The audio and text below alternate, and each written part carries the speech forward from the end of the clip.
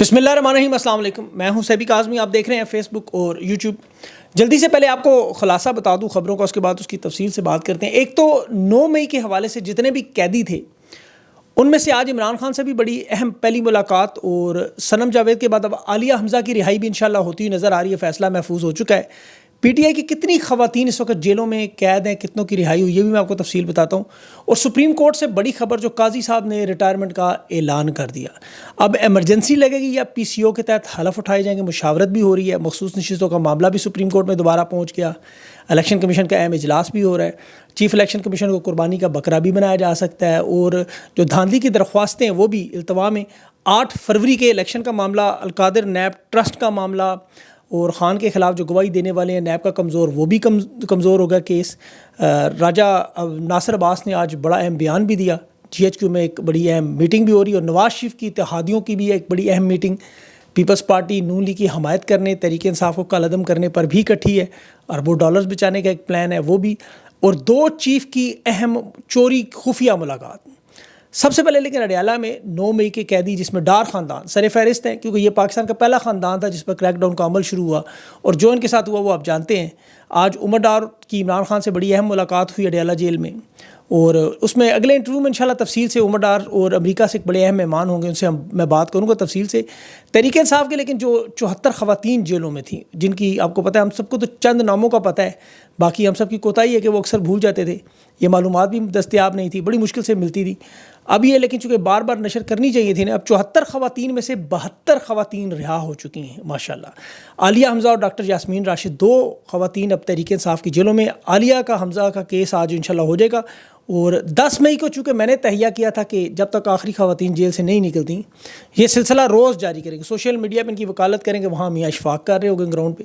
تو پاکستانیوں کا بڑا شکریہ کہ ان کو خراج تحسین بھی پیش کرنا چاہیے، جنہوں نے اس آواز کو جگہ جگہ پھیلایا اور ان ماؤں بہنوں بیٹیوں کو زندان میں سے نکالنے میں مدد کی۔ اب عالیہ حمزہ اور ڈاکٹر یاسمین راشد کا جو معاملہ ہے، اس میں عالیہ حمزہ کا معاملہ تو آج میاں اشفاق کی ٹویٹ ہے، وہ فیصلہ محفوظ ہے، وہ بھی انشاءاللہ جیل سے باہر آپ کو آتی ہوئی نظر آئیں گی۔ ڈاکٹر یاسمین راشد کا معاملہ تھوڑا مختلف ہے، اس کی وجہ یہ کہ نواز شریف کو بلیک میل کرنے کے لیے رکھا گیا انہیں، کہ نواز شریف تھوڑی سی ہل جل کرے، تھوڑا انقلابی بننے کی کوشش کرے، ڈاکٹر یاسمین راشد کی رہائی فوراً ہو جائے گی، اور وہ فارم 47 کا کیس دوبارہ شروع ہو جائے گا۔ اسی لیے یہ ان کی دکھتی رگ ہے، اس لیے اس کو پکڑ کے رکھا ہوا ہے نواز شریف کو۔ پاکستانیوں کے لیے بہرحال خوشی کا دن ہوگا جس دن ان جیلوں میں کوئی بھی پاکستانی خاتون بے گناہ قید نہیں ہوگی، اور یہی عمران خان کا سب سے بڑا مطالبہ بھی تھا جو پورا ہونے جا رہا ہے۔ تو 2 خواتین جو اب تک رہ گئی ہیں، اس کے علاوہ باقی 9 مئی کے جو مقدمات میں اگر میں یہ کہوں کہ 95% لوگوں کی ضمانتیں ہو چکی ہیں، سوائے ملٹری کورٹ میں جو چند لوگ رہ گئے ہیں۔ یہ کیس اپنے تکمیل کے مراحل پر ہے، اور طاقتور لوگوں کو اندازہ ہو چکا ہے کہ اس میں کوئی فائدہ نہیں ہوا، تو جو ساری طاقت ہے غصہ وہ کہیں اور لگائیں۔ نیشنل الیکشن پلان میں دہشت گردوں کے خلاف لگانی چاہیے، لیکن یہاں بھی سوشل میڈیا پر مشورہ دیا جا رہا ہے، جو بڑی بیٹھک بڑے فیصلے ہو رہے ہیں کہ اس طرف رخ کریں، انہیں پکڑیں۔ اب انہیں بھول جاتے ہیں کہ یہ 5th جنریشن وار میں ان کی حمایت میں لڑنے والے لوگ تھے جو اب مخالف ہوئے ہیں، اور یہ اس وجہ سے ہوئے کہ مینڈیٹ چھینا گیا، جو عوام کے ساتھ ظلم ہوا، خان کے ساتھ جو ہوا، اور پاکستان میں جو غدر مچی اس کے بعد ہوا۔ اور ابھی تو دیکھیں ایسٹ انڈیا کمپنی ویسے تو سوشل میڈیا کے ساتھ جو ہو رہا ہے، اور اب میڈیا کے ساتھ بھی بہت بڑا آپ کو پتہ ہے یہ پابندی لگانے جا رہے ہیں، ایک اور پابندی آگے ہی۔ ان کے حالات ایسے ہیں کہ وہ کہہ رہے ہیں ہم تو ڈوبے ہیں صنم، تمہیں بھی ساتھ لے ڈوبیں گے۔ پرویز مشرف نے بڑی مشکل سے اس میڈیا کھڑا کیا تھا، اور بڑا پیسہ اس میں لگایا گیا تھا، لیکن عہدوں کی لالچ اداروں کی عزت و توقیر کو داؤ پہ لگا گئی۔ جہاں سیاستدان جو ہے وہ بے عزت ہوئے، وہاں 48 چینل بھی تباہ و برباد ہوئے، کچھ 100-150 صحافی بھی ان کے ساتھ اس ٹینک میں غرق ہو رہے ہیں، اور 12 سے 15 قریب جج بھی بیٹھے ہوئے ہیں، اور 3 بڑی سیاسی جماعتیں پوری کی پوری کھا رہے ہیں۔ نون لیگ، پیپلز پارٹی اور ایم کے، تینوں کو کھا گئے۔ ان کا مستقبل دیکھیں کہ بچوں کا، بلاول، مریم، ان کے آنے والے بچوں کا، ان کی سیاست تباہ و برباد کر گئی یہ لوگ، ایسٹ انڈیا کمپنی۔ اب سوشل میڈیا پہ کوئی کلپ آتا ہے تو لوگ صرف پروگرام تو کسی نے دیکھنا نہیں، وہ تھوڑا سا کلپ دیکھ لیتے ہیں، اور میں آپ کو گارنٹی دیتا ہوں وہ بھی اس وجہ سے کہ وہ خان کی حمایت میں آ جائے تو وہ لوگ دیکھ لیتے ہیں۔ مجیب الرحمان شامی جیسے صحافی بھی اگر بات کریں تو لوگ سننے کو تیار ہو جاتے ہیں۔ اب جو نئی پابندیاں میڈیا پر لگا رہے ہیں وہ ویسے ہی میڈیا کو بالکل تباہ و برباد کر دیں گی۔ انہیں چاہیے کہ 5th جنریشن وار کے جو سب سے مشہور و معروف ان کے کھلاڑی تھے جو بلوچستان میں، اب انہیں بلا کے پوچھیں کہ آپ نے کیسے کیا تھا سارا کچھ، وہ ان کو بڑے آرام سے سمجھا دیں گے، سارے لوگ قابو میں آ جائیں گے، محبت سے۔ دیکھیں ان کی محبت میں ہندوستان سے بھی تو لڑتے رہے، اسرائیل سے بھی لڑتے رہے، ایران سے بھی لڑتے رہے، جو ان کے مخالف آتا تھا سیسا پلائی دیوار کی طرح اس کے سامنے کھڑے ہو جاتے تھے، لیکن اب یہ خود اسی دیوار کو گرانا چاہتے ہیں۔ فیس بک کو، ٹویٹر کو بند کرنے سے، ان چیزوں سے پابندیاں لگانے سے معاملات حل ہوتے تو چین سب سے پہلے آپ کو پتہ ہے کامیاب، ان کے پاس تو متبادل بھی موجود ہے، یا تو اس طرح کی ترقی کریں، تو سوشل میڈیا کو تو خیر انہوں نے چھوڑنا نہیں، عام لوگوں نے، آپ کو پتہ ہے وہی ایک آخری راستہ ہے۔ کہ سہیل وڑائی سے جتنی مرضی دھمکیاں دلوائیں، منیب فاروق سے جتنی مرضی دھمکیاں دلائیں، وہ نصر اللہ پتہ نہیں کیا نام ہے ان کا پورا، ایک اور صحافی ہیں، وہ سہیل وڑائی صاحب تو باقاعدہ کھل کے کہتے ہیں کہ جو لوگ باہر بیٹھے انہیں پاکستان کا پتہ ہی کوئی نہیں، انہیں سب کچھ پتہ ہے. یہ بھی ان کا انٹرویو خواجہ سرا کے ساتھ میں دیکھ رہا تھا، کیا حالات تھے ان کے، مطلب یہ ان کو پتہ ہے. بس اب میں اس پہ زیادہ نہیں کہنا چاہتا بہرحال. اور یہی صحافی اب پرانی تنخواہوں پہ کام کرنے پہ بھی تیار ہے. بہرحال سپریم کورٹ کی طرف جاؤں، اہم خبریں جو اور خان کے کیس کا بھی. ایک تو قاضی صاحب نے وفاقی وزیر قانون اعظم طارڑ کے ذریعے پیغام بھجوا دیا ہے کہ مدت ملازمت توسیع پر کوئی دلچسپی نہیں رہتے، حکومت کی پیشکش کو مسترد کر دیا. اب کچھ لوگ کہہ رہے ہیں اس میں واردات ہو سکتی ہے، قاضی صاحب پہ یقین نہیں کیا جا سکتا، اور اس میں کوئی دو رائے بھی نہیں ہے، کیونکہ ملک کے وسیع تر مفاد میں فیصلے آخری دن تک بھی بدلتے رہے، اور حکومت باقاعدہ طور پر سے قاضی صاحب کی جس طرح منت سماجت کر رہی ہے تو ہو سکتا ہے وہ مان بھی جائیں، کیونکہ انہیں یہ لگتا ہے کہ جسٹس منصور علی شاہ نے آتے ہی 2024 کے الیکشن کو کالعدم قرار دے دینا ہے. قاضی فائز یہ جو 8 فروری کی عمران خان کے الیکشن کی دھاندلی کا کیس نہیں سن رہے، اور ان کا ارادہ بھی کوئی نظر نہیں آ رہا، تو اس کی دلیل یہی نظر آ رہی ہے کہ یہ درخواست دیکھیں خان نے 8 فروری کو درخواست جمع کروائی تھی کہ فل کورٹ بنا کر اسے سنیں. سپریم کورٹ کی ابھی جو حالیہ سماعت ہوئی اس میں بھی آپ دیکھیں تو جسٹس اطہر ملا نے بارہا اس فیصلے کا ذکر کیا، نشان چننے کا، 8 فروری کو امیدوار دستبردار کروانے کا، بلکہ اغوا کی پریس کانفرنسز کا بھی ذکر سپریم کورٹ میں ہو چکا ہے، اور یہ ان فیصلوں کا باقاعدہ حصہ بنے ہوئے ہیں. پھر عمران خان کی جب لائیو سماعت تھی آپ کو یاد ہوگا، اس میں بھی عمران خان نے قاضی صاحب سے یہی کہا ہماری درخواست لگی ہے الیکشن دھاندلی پہ وہ سنیں. انسداد دہشت گردی کی عدالت میں بھی خان نے جج ارشد جاوید سے یہی کہا کہ ہمارا دھاندلی کا کیس کیوں نہیں سنتے. اس کے باوجود قاضی صاحب وہ جس طرح خط انہوں نے نظر انداز کیا خان کا لکھا ہوا، اس کو سننے سے انکار کر رہے ہیں. حالانکہ مخصوص نشستوں کا جو فیصلہ ہے وہ نون لیگ کی حکومت نے نظر ثانی کی پٹیشن ڈالی اور وہ کیس منظور ہو کے 312 نمبر بھی لگ گیا اس کا. اب قاضی صاحب چاہتے ہیں کہ ہوتے ہوئے یہ کیس سنا جائے اور یہ فیصلہ تاکہ حکومت کی مرضی کا دیں، لیکن قاضی صاحب جان چھڑانا چاہتے ہیں. بدنامی بہت ہو چکی ہے، اور بدنامی سپریم کورٹ کے جو باقی ججز ہیں وہ بھی سمجھتے ہیں قاضی صاحب کو محفوظ راستہ دے کے نکالنا چاہیے. قاضی صاحب مدت ملازمت اگر ہوئی تو یہ ادارہ پورا نظام تباہ و برباد ہوگا. چوروں سے زیادہ پوٹلی کو، وہ پنجابی میں کہتے ہیں نا چوروں کو پنڈ تولی، تو قاضی صاحب سے زیادہ حکومت اور طاقتور لوگ مدت ملازمت توسیع کروانا چاہیے، کیونکہ ان کی اپنی مدت ملازمت توسیع سے جڑی ہوئی ہے. اگر یہ قاضی صاحب مدت ملازمت توسیع نہیں لیتے تو پھر یہ ایک سٹینڈرڈ بنے گا، اور پھر کسی کو بھی مدت ملازمت توسیع نہیں ملے گی، کیونکہ نیچے جج مان نہیں رہے. تو قاضی صاحب اس الیکشن کے بڑے اہم سٹیک ہولڈر ہیں.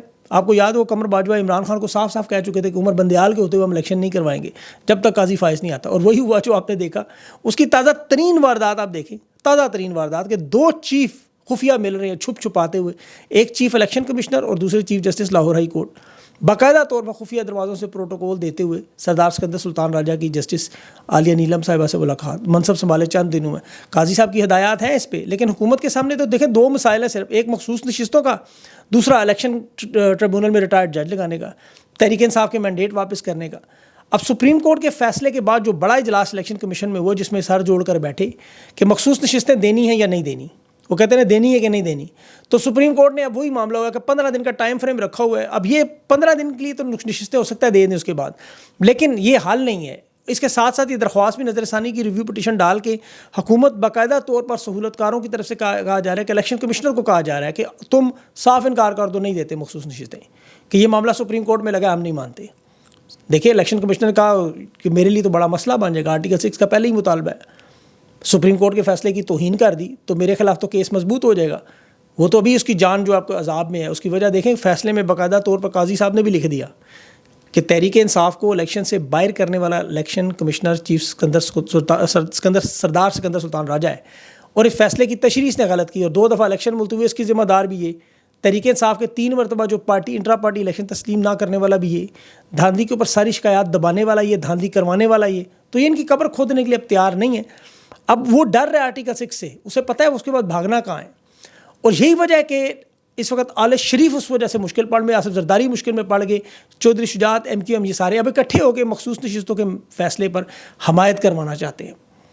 تحریک انصاف کو کالعدم کروانے کے لیے اب پیپلز پارٹی کیوں کھڑی ہو رہی ہے ان کے ساتھ کہ جی کابینہ میں اگر تحریک انصاف کو بین کرنے کا معاملہ ہے تو ہم حکومت کے ساتھ کھڑے ہیں، بھرپور مدد کریں گے.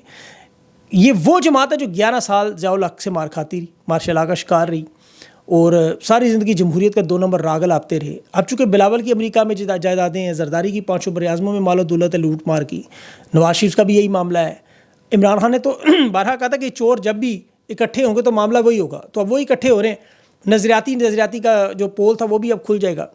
حالیہ میٹنگ میں آصف زرداری کی جو ہوئی طاقتور لوگوں سے، اس میں یہ کہا گیا ہمارا ساتھ دیں، تحریک انصاف کو جس طرح عدم اعتماد آپ لائے، منڈیاں لگائیں، اسی طرح کی واردات آگے چلائیں، اور یہ سمجھتے ہیں کہ ان چیزوں سے نہ کوئی فرق پڑے گا، خان کو اور تحریک انصاف سے کوئی فرق نہیں پڑے گا، خان کے کیسز ویسے ہی اڑ جائیں گے۔ القادر ٹرسٹ دیکھ لیں، نیب میں جو بھی 3 گواہ حکومت نے رکھے، ایک پرویز خٹک، زبیدہ جلال اور تیسرے اعظم خان۔ اعظم خان نے صاف صاف کہہ دیا تھا کہ میں وعدہ معاف گواہ بننے سے انکار کیا تھا کہ یہ میرا نیا بیان لکھو جو ہو رہا ہے آج۔ پرویز خٹک نے کہا جی نیب میں میرے وکیل سے بیان جو دیا تھا وہ اس سے مختلف ہے۔ زبیدہ جلال کا بھی یہ ریکارڈ، وہ کیوں کہ دونوں نے اقرار کیا کہ انہیں کوئی دستاویزات نہیں دکھائی گئی نیب کی طرف سے، اور جو بیان ان کا لکھا گیا وہ تفتیشی افسر نے جو انہیں بتایا، مثلا اس لفافے کے اندر کیا ہے، کابینہ میں جو پیش ہوا، سپریم کورٹ میں پیسے آئے یا نہیں آئے، یہ سارا معاملہ انہیں اس تفتیشی افسر نے بریف کیا، اس کی بنیاد پر انہوں نے بیان دیا۔ انہوں نے کوئی دستاویزات نہیں دیکھی، نہ انہیں معاملے کا پتہ تھا، کابینہ میں موجود تھے اور بیان سب کا ایک۔ اب سارے کے سارے اس بیان سے ہٹ رہے ہیں کہ بیرسٹر، وہ کہہ سارے یہ بیرسٹر شہزاد ایک لفافہ لایا اور پتہ تھا کہ پیسے پاکستان برطانیہ سے آ رہے ہیں، جس کا ثبوت 13 ارب کا سود اس وقت سپریم کورٹ میں انٹرسٹ اکٹھا ہو چکا ہے۔ اب نیب کیس میں زبیدہ جلال اور پرویز خٹک کی دونوں کی گواہی کے بعد اب یہ کیس بھی آپ کہہ سکتے ہیں کہ بڑھ گیا۔ یہ نیب کا کیس عمران خان کے خلاف جو بنایا گیا تھا اسے آپ یہ سمجھیں کہ گواہی نے اڑا دیا۔ اچھا، بنگلہ دیش سے کچھ صحافیوں نے آج رابطہ مجھ سے کیا کہ ہمارے ملک میں مارشل لا لگوانے کے لیے پاکستان کی طرف سے کوئی معاملات چل رہے ہیں، کہ یہ جو رضاکار ہیں، یہ 1971 کی عوامی لیگ کے مخالف، ان کی مدد کیسے کر رہے ہیں۔ میں نے کہا ایسا نہیں ہو سکتا، یہ اپنے ملک میں نہیں تحریک انصاف کو سنبھال سکے، آپ کے ملک میں رضاکاروں کی کیا مدد کریں گے؟ لیکن وہاں معاملہ کیا ہے وہ اس کا تھوڑا سا تو ہو سکتا ہے اس سے ہم کوئی سبق سیکھ سکیں۔ یہ 1971 میں جو بنگلہ دیش کے ساتھ ہوا تھا، آپ کو پتا، مشرقی پاکستان کے ساتھ عوامی لیگ پر، تو بنگلہ دیش کی حکومت نے بننے کے بعد شیخ حسینہ نے جو صاحبزادی ہیں شیخ مجیب کی، اور چوتھی دفعہ الیکشن بھی جیتی ہوئی ہیں، 1972 سے 2018 تک انہوں نے ایک کوٹا سسٹم رکھا جس میں 30% نوکریاں جو حکومت کی نوکریاں ہیں وہ 1971 میں جو عوامی لیگ کے لوگ شکار ہوئے انہیں دے رہے تھے پچھلے 46 سال سے۔ لیکن نوجوان جو وہاں طبقہ ہے، نوکریوں کے مسائل ہیں، آپ کو پتہ ہے، اس کوٹا سسٹم کو کہتے ہیں خواتین اور معذوروں تک رکھیں، باقی سے میرٹ پر کر دیں۔ 46 سال ہو گئے ہیں، اب اس میں سے ہم نکلیں اس معاملے سے۔ زیادہ تر نشستیں ان کے مطابق عوامی لیگ کے لوگوں کو دی جاتی تھیں۔ اب یہ معاملہ پھر عدالت میں گیا، ہائی کورٹ نے جو ہے وہ شیخ حسینہ اور عوامی لیگ کے مخالف فیصلہ بھی دیا کہ سسٹم کو ختم کر دیا۔ اب دوبارہ سپریم کورٹ میں فیصلہ گیا اور سپریم کورٹ نے 7 اگست کی تاریخ رکھی، لیکن یہ 30% نوکریاں جو عوامی لیگ کا حق ہے یا نہیں، اس سے پہلے ہی جو ان کے اسٹوڈنٹس وہ باہر آ گئے، سڑکوں پر مظاہرے شروع ہو گئے۔ اور اچھا، یہ جو مظاہرہ کر رہے ہیں ان پہ الزام لگ رہا ہے کہ یہ پاکستان کی طرف سے ان کو مدد کی جا رہی ہے۔ تو شیخ حسینہ نے کہا یہ رضاکار ہیں اور ان کی بیرونی دنیا سے مدد ہو رہی ہے، پڑوسیوں سے۔ 1971 کے شہداء اور ہیروز کے یہ خلاف ہیں، اور پھر رینجرز کی مدد سے فوج نے پہ چڑھائی کر دی، پولیس بھی آئی، وہی ہوا، 6 لوگ شہید ہوئے، باقی بہت سارے زخمی ہوئے۔ لیکن بنگلہ دیش کی قوم بڑی سخت مزاج ہے، یاد رکھیں، اور بڑے ضدی ہیں، ایک دفعہ کسی کام پہ اڑ جائیں تو وہ کر کے ہی چھوڑتے ہیں۔ میرے خیال میں ہم منوا لیں گے بات حکومت سے، میرے بنگلہ دیشی دوست سن بھی رہے ہوں گے، اور جنہوں نے بہت سارے لوگوں نے کام بھی میرے سے کیا ہے، تو وہ محنتی لوگ ہیں، قابل لوگ ہیں، دیانتدار بھی، یہ ان مظاہروں پہ پیچھے نہیں ہٹیں گے، اور یہ کوٹا سسٹم میرا خیال میں ختم ہو جائے گا۔ لیکن یہاں پاکستانی قوم کے لیے بہت بڑا سبق ہے، شیخ حسینہ کے لیے بھی بہت بڑا سبق ہے، اپنے والد کے مقصد سے وہ ہٹ گئی ہیں۔ یہ الیکشن بھی جو انہوں نے کروایا انتخابات میں، وہی واردات کی جو ذوالفقار علی بھٹو نے ان کے والد کے ساتھ کی، اکثریت کو اقلیت میں بتایا، جیسے پیپلز پارٹی آج تحریک انصاف کو کالعدم کروا رہی ہے۔ تو اقتدار کی لالچ میں آپ کو پتہ ہے 4تھی دفعہ وزیر اعظم بن چکی ہیں۔ بنگلہ دیش تو بلا شبہ ترقی کر رہا ہے، ان کا گاؤں میں سولر پینل کی میں نے ایک ٹویٹ کیا، وہ چیک کریں، مائکرو فائنانس کا سسٹم ان کا بڑا اچھا ہے، ایکسپورٹ میں بڑی ترقی، پاکستان سے بہت آگے نکل چکے ہیں۔